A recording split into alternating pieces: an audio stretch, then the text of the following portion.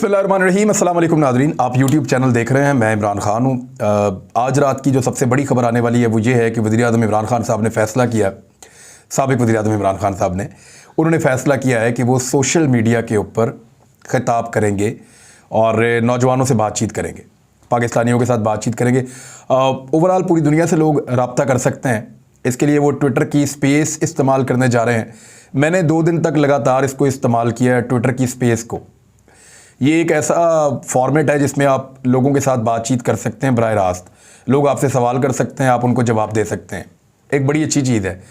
लेकिन ये मुझे हादसाती तौर पे इसको इस्तेमाल मैंने किया, मुझे इसको इस्तेमाल करना आता भी नहीं था। कुछ लोगों ने वहाँ पे मदद की, उनका बहुत शुक्रिया। लेकिन मैंने ये देखा कि वो 20,000 पे जाके क्रैश कर जाती है। हमने पाकिस्तान में सबसे बड़ी ट्विटर स्पेस की है 2 दिन। एक दिन भी 20,000 के करीब लोग गए, दूसरे दिन भी उतने गए और वो क्रैश हो जाती है। ओवरऑल ट्रैफिक जो पहले दिन आई थी वो यानी वो 2,43,000 बता रहे थे और दूसरे दिन उससे भी ज़्यादा आई है। बहरहाल इमरान खान साहब जब करेंगे तो मुझे ये पता है कि ट्विटर तो 3 या 4 मिनट के अंदर क्रैश कर जाएगा और बहुत मुश्किल हो जाएगा ट्विटर को सपोर्ट देना इतनी बड़ी ऑडियंस को। दूसरा, वो साथ में कुछ फेसबुक को भी शामिल करेंगे, यूट्यूब को भी शामिल करेंगे। हम अपने इस यूट्यूब चैनल पे आपको वो सारी एक्टिविटी लाइव दिखाएंगे। रात को 10 बजे, आज रात को 10 बजे इमरान खान साहब ये पॉलिटिकल एक्टिविटी करेंगे और लोगों के सवालों का जवाब देंगे, उनसे बातचीत करेंगे और उनको अगला लाएअमल बताएंगे कि वो करना क्या चाहते हैं।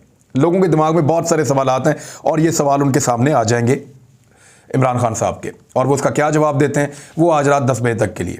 एक तो मैंने सबूत इकट्ठे किए थे, मैंने आपसे कहा था कि हम निकालेंगे और आपको बताएंगे कि जो इम्पोर्टेड हुकूमत नामंजूर का ट्रेंड है ये ऑर्गेनिक है या नहीं, यानी असली है या जाली है। जो इम्पोर्टेड हुकूमत नामंजूर का ट्रेंड PMLN ने बनाया था, गलती से बहुत सारे लोगों ने उसको ट्वीट किया, वो जाली ट्रेंड था और उसी के डाटा के ऊपर उन्होंने पूरी प्रेस कॉन्फ्रेंस की थी। अब तक ये दर्द सर उनकी जान नहीं छोड़ रहा, पूरी दुनिया में उनका इश्तिहार बना हुआ है। आज भी जब मैं ये वीलॉग करने बैठा हूं तो ये वाला ट्रेंड जो है सऊदी अरब में टॉप ट्रेंड कर रहा है, यानी कई मुल्कों के अंदर ये बार बार टॉप पे चला जाता है, वहां ट्रेंड बन जाता है। पाकिस्तान में तो नीचे आ ही नहीं रहा। 10-11 दिन हो गए हैं पाकिस्तान में ये टॉप के ऊपर खड़ा है। मैंने 8 दिन का इसका डाटा निकाला, जो पहले 8 दिन का है। 1 हफ्ते का डाटा इसका निकलता है एक्चुअली। तो जो 1 हफ्ते का डाटा है बीच में 18 तारीख तक का, वो डाटा मैंने निकाला और आपके सामने मैं आप रख देता हूं। ये पूरा डाटा ये आपको बताएगा कि ये ऑर्गेनिक है या नकली है, क्योंकि जो नकली था उसके ऊपर तो PMLN ने एक प्रेस कॉन्फ्रेंस कर दी। पहले नकली बनाया, फिर नकली का डाटा निकाल के प्रेस कॉन्फ्रेंस कर दी। अब ये जो असली है इसके ऊपर मैं आपको बता रहा हूं कि असली क्या है। इस पे करें ना प्रेस कॉन्फ्रेंस तो पता चलेगा। देखें, इंपोर्टेड हुकूमत नामंजूर, 1 हफ्ते का डाटा मैं आपको बता रहा हूं और इसमें जो ट्वीट्स हुई हैं 1 हफ्ते के अंदर, 18 तारीख से पहले वाला जो हफ्ता है, 5,04,98,500 ट्वीट्स इसके ऊपर हुए हैं। रीट्वीट कितने किए गए? 82% रीट्वीट हुए हैं, जो बनते हैं 4,15,07,700। उसके बाद जो रिप्लाईज आए, जवाब जो लोगों के आए, 6% इसमें जवाब आए हैं और वो बनते हैं 32,42,000। और इसके अलावा 17% फीमेल्स हैं, ख़वातीन हैं जिन्होंने इसके ऊपर ट्वीट किया या रीट्वीट किया, और 83% यानी 83% जो है वो मेल्स हैं, मर्द हजरात इसको कर रहे हैं। अब ये एक नक्शा आप देखिए, यहाँ पे पाकिस्तान में आपको दिखाई देगा, यानी ये नक्शे में जो डार्क साइड है वो बताती है रेड, या रेड के साथ आहिस्ता आहिस्ता फिर नीचे दूसरे डॉट्स आ जाते हैं। ये रेड साइड या इसकी साइडों पे जो ग्रीन और ब्लू एक हवाला सा बना हुआ है, ये बताता है कि किस जगह पे इसको ज़्यादा इस्तेमाल किया जा रहा है। तो सबसे ज़्यादा ये इस्तेमाल हो रहा है पाकिस्तान में, उसके बाद ये इस्तेमाल हो रहा है UAE में, और UAE के साथ सऊदी अरब का इलाका है, वहाँ पे भी ये इस्तेमाल हो रहा है। कतर जो है वहाँ पे भी दोबारा ये स्पॉट है, वहाँ पे इस्तेमाल हो रहा है। यूरोप पूरे के अंदर ये फैला हुआ है, हर तरफ ये टॉप ट्रेंड चल रहा है, हर जगह पे इसके ऊपर जो है इंपोर्टेड हुकूमत नामंजूर चल रहा है। बरतानिया में, लंदन में सबसे ज़्यादा है, वहाँ पे आप देखें दोबारा रेड हो जाता है। उसके बाद अगर आप अमेरिका में जाएं तो लैटिन अमेरिकन ममालिक जो हैं वहाँ पे, और अमेरिका के अंदर स्पेशली ये जो है वाशिंगटन में, ह्यूस्टन में और इस किस्म की जो रियासतें हैं, अमेरिका की तकरीबन तमाम रियासतों के अंदर ये फैला हुआ है। लेकिन ज़्यादातर जो उसके साहिली इलाके हैं अमेरिका के, वहाँ पे ये ट्रेंड टॉप कर रहा है। जो इसके अलावा लैटिन अमेरिका के ममालिक हैं वहाँ पे चिली में और दीगर कुछ और ममालिक के अंदर भी ये ट्रेंड मौजूद है। अफ्रीका का जो बर आज़म है वहाँ पे 5 मुख्तलिफ मुकामात के ऊपर ये ट्रेंड मौजूद है। जबकि मिडल ईस्ट जो अरब ममालिक हैं वहाँ पे कुवैत में भी है, इराक में भी है और कुछ और ममालिक में भी ये ट्रेंड कर रहा है। चाइना में जो साहिली इलाके हैं चाइना के, वहाँ पे भी कई इलाकों में ये ट्रेंड कर रहा है।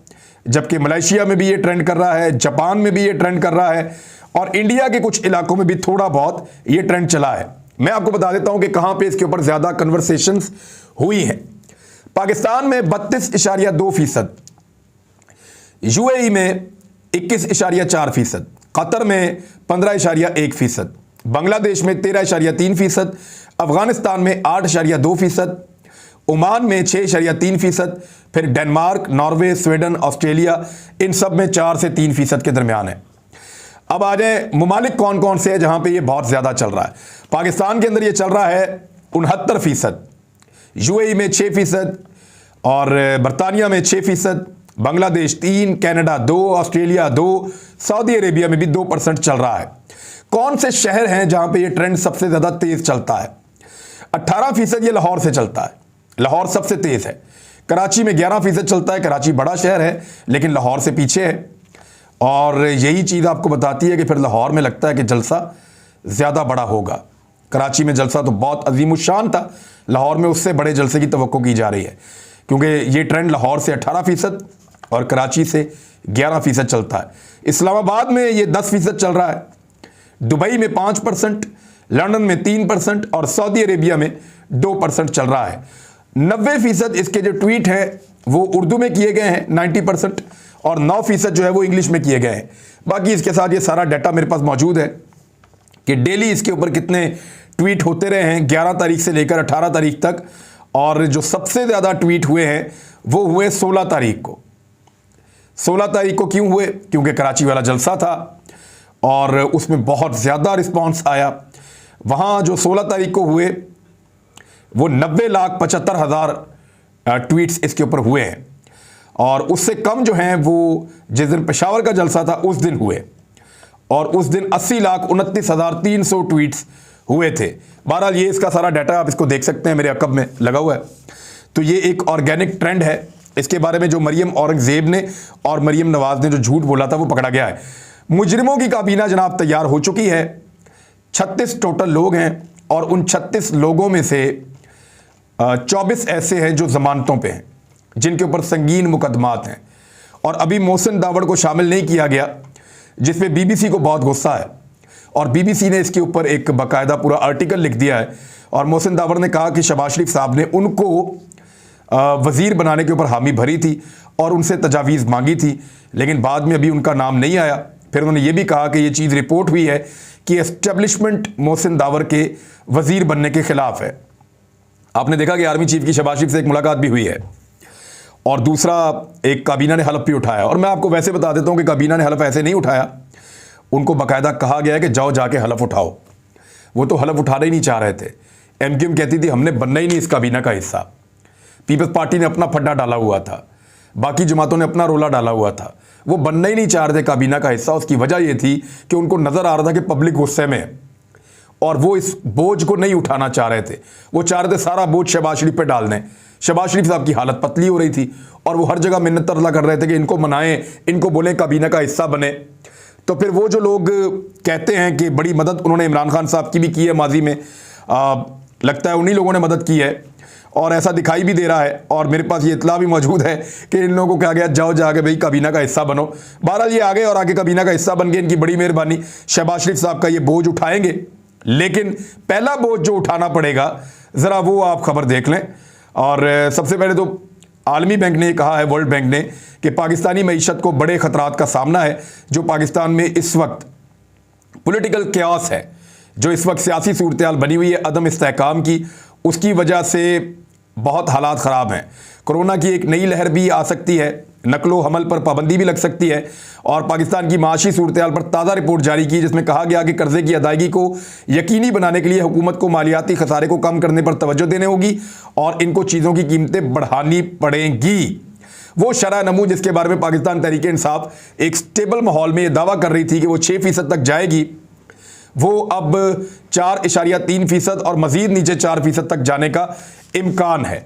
तो ये जो तरक्की की शरह है वो नीचे की तरफ गई है। गुज़िश्ता चंद दिनों की सूरत हाल में गुर्बत 37% पे चली जाएगी और जो है वो ये और बढ़ जाएगी इसके बाद, और इनको चीज़ों की कीमतों में इजाफा करना पड़ेगा। मिसाल के तौर पे पेट्रोल की कीमतों में सबसे पहले इजाफा करना पड़ेगा। शहबाज शरीफ साहब ये बोझ अकेले नहीं उठाना चाहते थे, वो चाह रहे थे कि काबीना बने और काबीना मिलकर फैसला करे कि हमने पेट्रोलियम मसनूआत की कीमतों में इजाफा कर दिया है।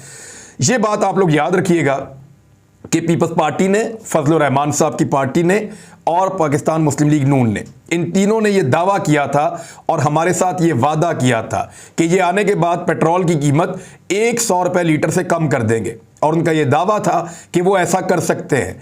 हमने जब उनके सामने बार बार ये रखा कि जनाब आलमी मंडी में तेल की कीमत बहुत बढ़ गई है, तो उनका जवाब होता था कि पहले भी बहुत बढ़ गई थी, इसके बावजूद हमने तेल सस्ता बेचकर दिखाया है, हम दोबारा डिलीवर करके तेल सस्ता बेचकर दिखाएंगे। अब इस वक्त की कीमत लगभग 150 के करीब है। हम उम्मीद करते हैं कि यह कीमत 100 रुपए तक या 110 115 रुपए तक कर दी जाएगी, लेकिन जो इतला आ रही है वो बड़ी खौफनाक है। ये को 250 रुपए का करने वाले हैं तेल और डीजल की कीमत ज्यादा बढ़ाने वाले हैं, जिससे किसानों का खर्चा बहुत बढ़ जाएगा, जो लोग पीटर इंजन को इस्तेमाल करते हैं या ट्यूबवेल को इस्तेमाल करते हैं। तो ये सूरत हाल आपको सामना करना पड़ेगा। आने वाले दिन में बिजली की कीमत में दोबारा इजाफा कर दिया गया है और सिर्फ इंतजार हो रहा है लाहौर वाले जलसे का। लाहौर वाले जलसे से पहले हुकूमत नहीं चाहती कि वो पेट्रोलियम मसनूआत की कीमतों में इजाफा करे। अगर लाहौर वाले जलसे से पहले वो इजाफा करते हैं तो लाहौर के जलसे के अंदर हुकूमत के खिलाफ बोलने के लिए मजीद मवाद इमरान खान साहब को या उनकी पार्टी को मिल जाएगा। लिहाजा अब सारे फैसले सियासत की बुनियाद पे हो रहे हैं, सारे फैसले इमरान खान की गिरफ्त में हैं और उनकी गिरफ्त बड़ी मजबूत होती चली जा रही है। हुकूमत ने एक और काम भी किया था। PMLN के लिए हमेशा जो है ये लाहौर का जो जलसा होता है इमरान खान साहब का, ये हमेशा एक कड़वा घूंट होता है, एक जहर का प्याला होता है जो उनको बहुत मुश्किल से पीना पड़ता है। 2011 में उन्होंने पहला जलसा किया था और सारे रिकॉर्ड उन्होंने तोड़ दिए थे। PMLN यहां पे 4 मरतबा उनके वजीर आजम रहे इस खानदान के, 5 मरतबा उनके वजीर आला बन चुके हैं इसी खानदान के, और अब 6ठी मरतबा उनके पास वजारत आला आ रही है। बहुत ताकतवर फैमिली है, 40 साल से इक़्तिदार में है, लेकिन इन 40 सालों में वो मीनार पाकिस्तान को एक मरतबा भी नहीं भर सके, एक मरतबा भी नहीं भर सके। मीनार पाकिस्तान उनका मुंह चढ़ाता है, उन्होंने वो पूरा का पूरा ग्राउंड ही तब्दील कर दिया। यानी गुस्सा इतना है कि ग्राउंड को इतना बड़ा कर दिया कि अब भर के दिखाओ। इमरान खान ने फिर भर के दिखाया। 4 मरतबा इमरान खान साहब इस मैदान को भर चुके हैं और PMLN अपनी 40 साल की सियासत में एक मरतबा भी नहीं भर सकी। अब इमरान खान साहब 5वीं मरतबा भरने का दावा कर रहे हैं। देखते हैं क्या होता है, भर सकते हैं या नहीं भर सकते, क्योंकि ये जलसा फैसला करेगा कि इमरान खान की सियासत आने वाले दिनों में ऊपर जानी है या नीचे जानी है। ये पाकिस्तान तहरीक इंसाफ का वर्कर या पाकिस्तान तहरीक इंसाफ का क्राउड या वो लोग जो समझते हैं कि पाकिस्तान के अंदर एक बैरूनी साजिश के नतीजे में एक हुकूमत गिराकर करप्ट लोगों का टोला लाकर मुसल्लत किया गया है कि 36 उन्होंने वजीर बनाए, उनमें से 24 जो है वो जमानतों के ऊपर है और सबके ऊपर संगीन किस्म के मुकदमात हैं। ये तो हालत है। तो अब ये जो लोगों का रिएक्शन है वो मीनार पाकिस्तान के ग्राउंड में कैसा आता है, इस पे डिपेंड कर रहा है इमरान खान साहब की सियासत का मुस्तकबिल। तो PMLN ने किया क्या, हुकूमत ने, उन्होंने PTA से कहा कि इंटरनेट ही बंद कर दो उस दिन। उनको लगा कि इंटरनेट के ऊपर बैठ के लोग आते हैं, उनको लगा कि इंटरनेट के जरिए से ये पूरी पार्टी मुतहर्रिक होती है, तो इंटरनेट बंद करो। उसकी 2 वजूहात हैं। एक तो ये है जिस दिन जलसा होता है उस दिन इंपोर्टेड हुकूमत नामंजूर का ट्रेंड आसमान के साथ जाके लग जाता है। जिस दिन जलसा होता है उस दिन ये ट्रेंड इतना ऊपर चला जाता है फिर एक हफ्ता पूरा नीचे नहीं आता। तो उन्होंने ये सोचा कि उस दिन एक तो इसको डाउन करो, इंटरनेट को बंद करो। उन्होंने कहा जी इंटरनेट की केबल जो है उसकी मैं आपको पढ़ के सुना देता हूँ। PTA ने जो पहले कहा और उसके बाद फिर उन्होंने क्या किया वो भी मैं आपको बताता हूँ। और ये एक बहुत बड़ी गलती है। मैंने आपको पहले भी बताया कि एक रिएक्टिव फोर्स है PTI और ये रिएक्शन देती है हर चीज़ का। तो जब आप इस तरह की हरकतें करेंगे तो रिएक्शन के अंदर ज़्यादा लोग निकलेंगे। उन्होंने कहा कि बैनुल अक़वामी सबमरीन केबल SMW4K इसके एक हिस्से को पावर की जो है वो कुछ सरगर्मी के अंदर हमको उसके अंदर वो कह रहे हैं जी हमने उसको सेट करना है और 21 अप्रैल 2022 को दोपहर 2 बजे से शाम 7 बजे तक लिखा हुआ है, दोपहर 2 से शाम 7 बजे तक इसकी रिपेयरिंग की जाएगी इसको ठीक किया जाएगा, जिसकी वजह से कुछ इंटरनेट सार्फिन को रफ्तार में कभी का सामना करना पड़ सकता है, उन्हें इंटरनेट बंद कर देंगे उस दिन, क्योंकि ये ट्रेंड बहुत ऊपर जाता है। फिर इसी ट्रेंड के जरिए से लोग जलसागाह की तरफ बढ़ते चले जाते हैं। तो जब उन्होंने ये किया तो उसका बड़ा सख्त रिएक्शन आया। उस रिएक्शन के बाद उन्होंने ये ट्वीट डिलीट कर दिया और बाद में कहा कि ये जो काम हम करने जा रहे हैं ये एक्चुअली हम रात को करेंगे, रात 2 बजे से सुबह 7 बजे तक करेंगे, तो कभी भी कर लें, ये एक रिएक्टिव फोर्स है पीटीआई, ये इनके लिए मुसीबत बन जाएगी। जावेद हाशमी साहब ने कह दिया और उन्होंने ये कहा कि मैं चाहता हूं कि फौरी तौर पे इंतखाबात हों, कौम आपको जायज़ वज़ीर आज़म नहीं मानती। शहबाज शरीफ को उन्होंने कहा ये जो काबीना आपने बनाई है इसको लोग कबूल नहीं करेंगे, ये भी उन्होंने कहा। फौरी तौर पे इंतखाबात करवाए जाए, ये भी जावेद हाशमी ने कहा है।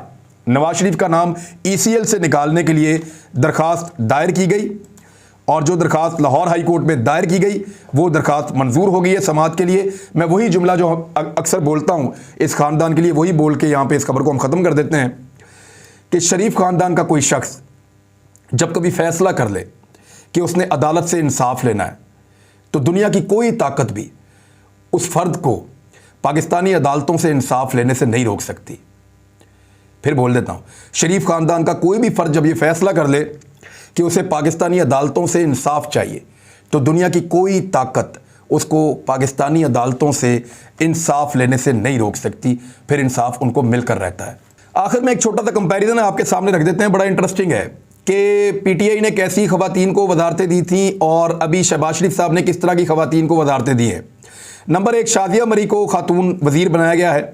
ये डिप्टी स्पीकर अता मोहम्मद मरी की बेटी हैं और उनके दादा भी एक सियासतदान थे, रवायती पुराने सियासतदान। हिना रब्बानी खर एक बहुत ताकतवर सियासी ख़ानदान से उनका ताल्लुक़ है। गुलाम नूर मोहम्मद खर की बेटी हैं और साबका गवर्नर और वज़ीर आला पंजाब की भतीजी भी है। मरियम औरंगज़ेब एक मुमताज़ सियासी शख्सियत तायरा औरंगज़ेब की बेटी हैं और वो भी पहले सियासतदान रह चुकी हैं। ये भी यानी ये जिनको ओहदे दिए मौजूदा हुकूमत ने ख़वातीन को, वो किस बुनियाद पे मिले आपने देख लिया। अब ये देखें कि पीटीआई ने किनको दिए थे। जरताज गुल वालिद इंजीनियर थे, वापडा के अंदर चीफ आर्किटेक्ट भी थे, तो ये जरताज गुल है, कोई नहीं जानता था, काम करने आ गई। कंवल शोजब एक आर्मी ऑफिसर के घराने से आपका ताल्लुक था और छोटी उम्र में आपने तहरीक इंसाफ ज्वाइन की थी। मलिका बुखारी एक कानून की एक्सपर्ट थी, लॉयर है और उनके बारे में भी ज़्यादा मालूमात नहीं है आपको, कोई सियासी ख़ानदान नहीं है।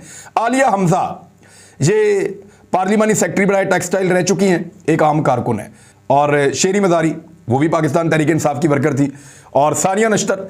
अब ख़वातीन का फ़र्क और आप अंदाज़ा कर लें कि किस तरह के लोगों को अब लाया जा रहा है और किस तरह के लोग पहले मौजूद थे। अब तक के लिए इतने, अपना ख्याल रखिएगा, अपने इस चैनल का भी। अल्लाह हाफ़िज़।